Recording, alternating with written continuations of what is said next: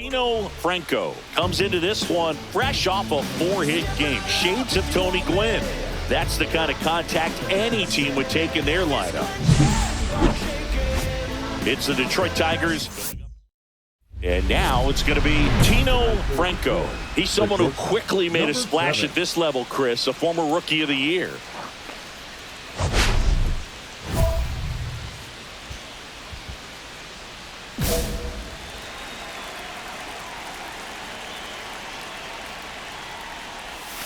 Swing and a miss. 0-1.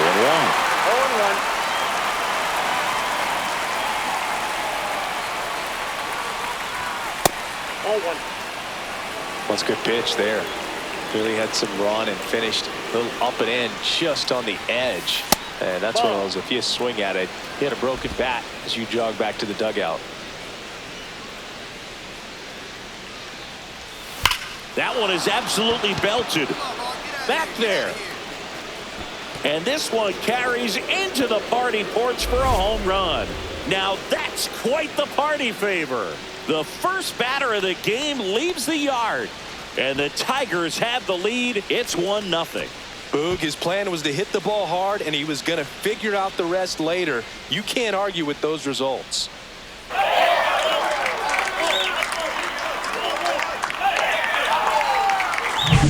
Well, we see this so much more today. Lineups with Pop in the leadoff spot, and it really puts the pitcher in a tough spot out there where he has to execute right away. You can't just get over a couple of strikes to settle in.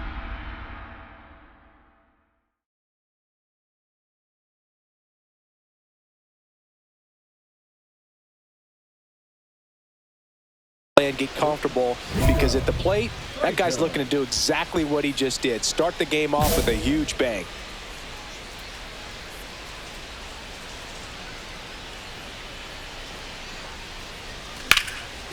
Out towards right center. That's well struck. And it's a one-hopper off the wall. Should be extra bases. They add on as the run scores all the way from first. Waste no time there. I love the approach he had right there with that pitch. Not trying to do too much, but still looking to drive it, and that's exactly what he's able to do into the opposite field gap for the double. And now the center fielder, Parker Meadows. Here's the pitch. Runner on the move. Squirts away a little bit. No throw. He steals third easily.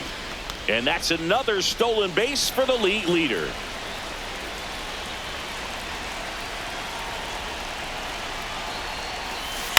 On the ground, right side, Massey whips it to first. Out number 2, and another run comes in. Now back. 1 out, bases empty. Franco. That one ripped. That's back there. And that one is off the wall. Not stopping. He's going for 3.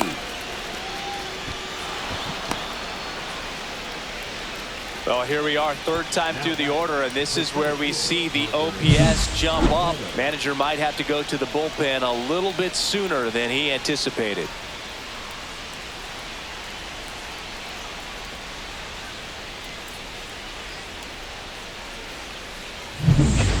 One down, runner at third. And up next for Detroit, Parker Meadows. And ball 4, 2 aboard.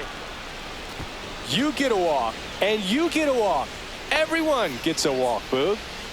2 on, 1 out. Here's Riley Green. This one in the air. Witt makes the grab. 2 down.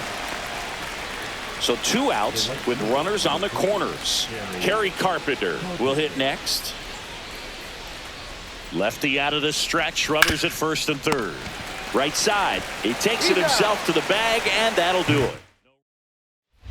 And now Tino Franco. Just a single short of the cycle. Franco wrapped out 4 hits in his last game.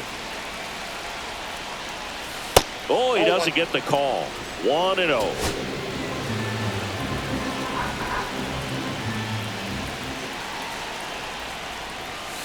Fouled off down the right side. I wouldn't throw him another breaking ball.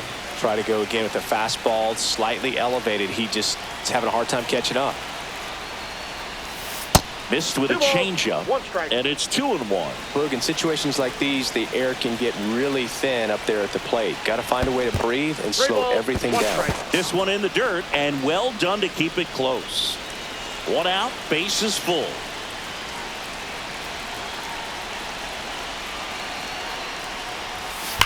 Worm burner into the outfield for a knock.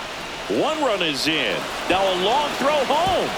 Safe at the plate, and the run scores all the way from second. It's 7-1. Some history here, and what a game he's had. Chris, you hit for the cycle, so you know what this is like.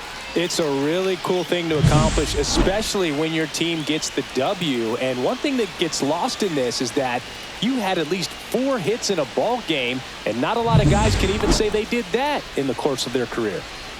So first and second with 1 gone. And next to hit for Detroit, Parker Meadows.